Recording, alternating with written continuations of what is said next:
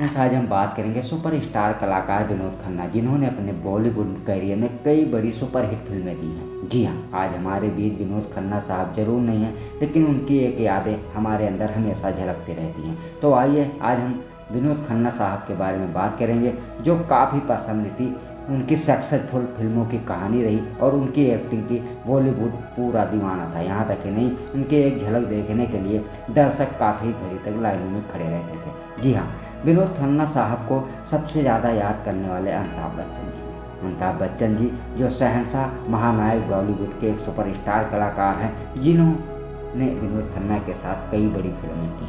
विनोद खन्ना के न रहने के बाद सिर्फ अमिताभ बच्चन ही नहीं, बॉलीवुड के कई दिग्गज सुपरस्टार कलाकार ने कहा कि हमारे बड़े भाई बॉलीवुड छोड़िए। तो आइए बात करना चाहेंगे इसी बीच, इसी वीडियो में आपको जानकारी देंगे विनोद खन्ना साहब का। विनोद खन्ना साहब की फिल्म करियर बहुत ही अद्भुत तरीके से शुरुआत हुई थी, क्योंकि विनोद खन्ना जब बॉलीवुड में आना चाहते थे तो उनके पिताजी नहीं तैयार थे और उन पर क्यों तान दी थी बंदूक। तो इसी कहानी में हम आपको बताना चाहेंगे। तो सबसे पहले हम आपको बता दें कि अगर आपको भी बॉलीवुड से जुड़ी हुई न्यूज़ यानी खबर पसंद आती है तो इस चैनल को सब्सक्राइब करें और बेल आइकन को दबा दें, ताकि आपको बॉलीवुड से जुड़ी हुई न्यूज़ आप तक तुरंत पहुंचे और आपको जानकारी मिलती रहे ऐसे सुपरस्टार कलाकारों के बारे में। तो दोस्तों, हम आपको कहना चाहेंगे कि अगर आप भी विनोद खन्ना से प्यार करते हैं तो एक लाइक ज़रूर कर देना। तो चलो वीडियो की शुरुआत करते हैं। आज का टॉपिक कहानी है विनोद खन्ना सर जी के बारे में।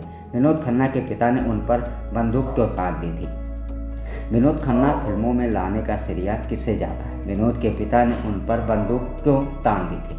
शुरुआत में विनोद विलन का रोल ही क्यों किया करते थे? ओशा के लिए क्यों विनोद ने हिंदी सिनेमा छोड़ दिया था? अमेरिका से लौटने के बाद विनोद का कमबैक कैसे रहा? उनकी पॉलिटिक्स में एंट्री की कहानी क्या है? सुनिए नमी गिरमी में ये कहानी। जी हाँ, साल 1981 बम्बई शहर के एक मीडिया सेंटर में एक इंटरव्यू होने वाली थी। कुर्सियों पर मीडिया कर्मी बैठे हुए थे। उन्हें इंतजार था हिंदी सिनेमा के सबसे बड़े सितारे का, जो आज कुछ ऐसे बताने वाला था जो कल अखबार की सुर्खियां होती। दोस्तों, हम आपको बता दें कि इंटरव्यू की पूरी तैयारी होती। रूम तभी गतिविधियां तेजी हो गई। अभिनेता अपनी बीवी और बच्चों के साथ दाखिल हुआ। कैमरे में फ्लैश उसके ऊपर चमकने लगे। चेहरे पर थोड़ी सी चिंता लिए हुए अभिनेता अपनी जगह बैठे और बोला, आप सभी का धन्यवाद। मुझे दो दशक से ज़्यादा वक्त तक इतना चाहने के लिए आज भी मेरे पास हर कुछ है जो मुझे चाहिए, पैसे सब कुछ, पर फिर भी मैंने फैसला किया है कि मैं फिल्म इंडस्ट्री छोड़ दूँ और अमेरिका में अपने गुरु भगवान राजनीश की शरण में चला जाऊँ। ये खबर पत्रकारों के लिए नहीं थी। उन्हें अंदाज था कि ऐसा होने वाला है, लेकिन कल सुबह जब अखबारों में आई तो सब अभावुक हो रहे थे। लिखा था, हिंदी सिनेमा के सुपरस्टार विनोद खन्ना ने लिया सिनेमा से संन्यास। भारत पाकिस्तान बंटवारे का ऐलान हो चुका था। देश भर में हिंदू मुसलमान के बीच पड़ी फूट दंगे की शक्ल ले रही थी। लोग विभाजित हो गए थे और इसी कड़ी में कृष्णा चंद्र खन्ना अपनी पत्नी कमल और बेटे विनोद के साथ पेशावर छोड़ बम्बई के लिए रवाना हो गए थे। अनजान शहर में परिवार पालने की चुनौती कृष्णा चंद्र के ऊपर हावी थी, मगर उन्होंने इसका मुकाबला किया और 1.5 दशक में ही शहर के जाने पहचाने नाम बन गए। उन्हें उम्मीद थी कि सिडनीहम कॉलेज में कॉमर्स की पढ़ाई कर रहे विनोद खन्ना उनके बिजनेस को ऊंचाई देंगे, मगर उन्हें क्या खबर थी कि जिस विनोद में उन्हें अपने बिजनेस का भविष्य दिखाई दे रहा है वह था नहीं, भविष्य क्रिकेटर में तलाश रहे थे। तो दोस्तों, आपको बता दें, विनोद खन्ना साहब क्रिकेट के भी बड़े दीवाने थे। क्रिकेट से मोह भाग हो जाने के बाद विनोद अब परिवार के बिजनेस को ही आगे ले जाने की सोच रहे थे, मगर उसी दौरान एक घटना घटी। ये दशक 60 का है। हिंदी सिनेमा नए हीरो की तलाश में थी और एक्टर सुनील दत्त इसी का फ़ायदा उठाकर अपने भाई सोमदत्त को लॉन्च करना चाहते थे, मगर यह दौर मल्टी स्टार फिल्मों का था, लिहाजा उन्हें एक और चेहरे की तलाश थी जिसकी उम्र कम हो और वह सोमदत्त के साथ फिट बैठे सके। इसी उड़ूबन में सुनील दत्त की मुलाकात हुई विनोद खन्ना से हुई। दोनों एक पार्टी अटेंड करने आए हुए थे। सुनील दत्त ने विनोद से कहा, मैं तेलुगु फिल्म कुमारी प्रेम का हिंदी रीमेक बना रहा हूँ। अपने भाई सोमदत्त को लॉन्च करना है। उस फिल्म में मुझे एक और यंग हीरो की तलाश है। क्या तुम वो रोल करना चाहोगे? विनोद का झुकाव भी तब थोड़ा बहुत फिल्मों की तरफ तो था, लेकिन इससे वह अपना भविष्य नहीं देखते थे। मगर एक बैग सुनील दत्त की ओर से आया इस ऑफर ने विनोद को सोच में डाल दिया। बहुत सोचने विचारने के बाद आखिरकार उन्होंने हाँ कर दी और फिल्म साइन कर ली। विनोद ने फिल्म तो साइन कर ली थी, लेकिन एक बड़ी दुविधा में पड़ गई। दुविधा यह कि घर वालों को फिल्म के बारे में कैसे बताया जाए। तब फिल्म के कलाकारों को अच्छी नज़रों से नहीं देखा जाता था, और एक अच्छे बिजनेसमैन परिवार से आने वाला विनोद के घर में तो फिल्म का काम वो करना दंड भोगने के समान था। विनोद ने इस मुसीबत को थोड़ा दिन तक टाल दिया और सोचे कि जब फिल्म शुरू होगी तब घर वालों को बता देंगे। मगर शूटिंग की तारीख पास आने के बजाय दूर जाने लगी। कहानी पर काम कर रहे सुनील दत्त ने किसी कारणवश बीच में ही वो फिल्म छोड़ दी और एक नई कहानी की तलाश में जुट गए। विनोद को यह बात हजम नहीं हुई। उन्होंने सुनील दत्त से इस बारे में बात की। दत्त साहब ने भरोसा दिलाया कि अगली फिल्म में सोम दत्त के साथ विनोद भी होंगे। इस बात ने विनोद का ढांढस बांधा।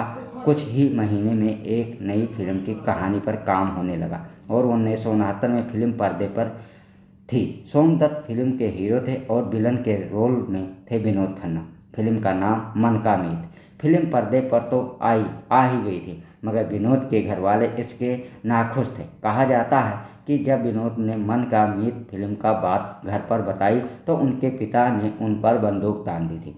नमी गर्मी में सुनने के लिए क्लिक करते हैं। मन की मीत फिल्म में से भाई सोमदत्त की सफलता की आस लगाए बैठे। सुनील दत्त का गणित गलत साबित हुआ। फिल्म हिट जरूर हुई, मगर इसका फायदा सोमदत्त को नहीं बल्कि विनोद खन्ना को हुआ। 2 हफ्ते भीतर उनके पास 10 से ज़्यादा फिल्म स्क्रिप्ट थी। डायरेक्टर प्रोड्यूसर उन्हें हीरो और विलन दोनों के रोल में साइन कर रहे थे।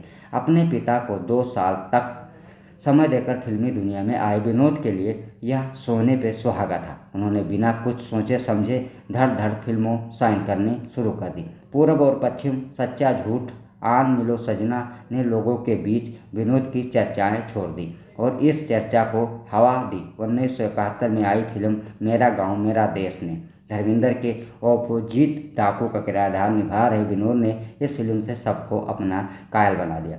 फिल्म ने एक नया युग को जन्म दिया था, जहां एक्शन, रोमांस और ड्रामा तीनों का तड़का था। इस फिल्म के आते ही मानो जैसे बॉलीवुड में डाकुओं पर आधारित फिल्म की लाइन लग गई, जहां विनोद खन्ना को हर कोई ऑडियल डाकू में रूप में देखना चाहता था। तो दोस्तों, विनोद खन्ना जैसे एक्टर हमें नहीं देखने को मिलते थे। विनोद की तुलना अब अमिताभ बच्चन से होने लगी थी, मगर सफलता के लगातार झंडे गाड़ रहे विनोद का एक दूसरा पहलू भी था। लोगों के बीच इंस्टाग्राम हासिल कर चुके विनोद का असंत हो गया। काम का प्रसार इतना ज़्यादा कि वह डिप्रेशन में चले गए। एक रोज डायरेक्टर महेश भट्ट ने विनोद को पुणे के एक आश्रम जाने की सलाह दी और कहा कि वहां उनके मन को शांति मिलेगी। विनोद मान गए और अब उनके जीवन में एंट्री हुई स्वामी राजनीश की, जिन्होंने आज हम ओसा पुकारते हैं। राजनीश से हुई पहली मुलाकात में ही विनोद उन पर अपना सब कुछ हार गए। राजनीश को स्वीकार करने के बाद शनिवार और रविवार का वक्त राजनीश आश्रम में बिताने लगे, जहां उन्हें स्वामी विनोद भारती के नाम से पुकारा जाते। 1975 का साल था। अध्यात्म की ओर जाने के बावजूद उनके करियर में गिरावट नहीं आई। 2 बरस बाद 1977 में विलन अमिताभ बच्चन और ऋषि कपूर के साथ एक फिल्म की शूटिंग कर रहे थे। फिल्म थी अमर अकबर एंथनी। इसमें वह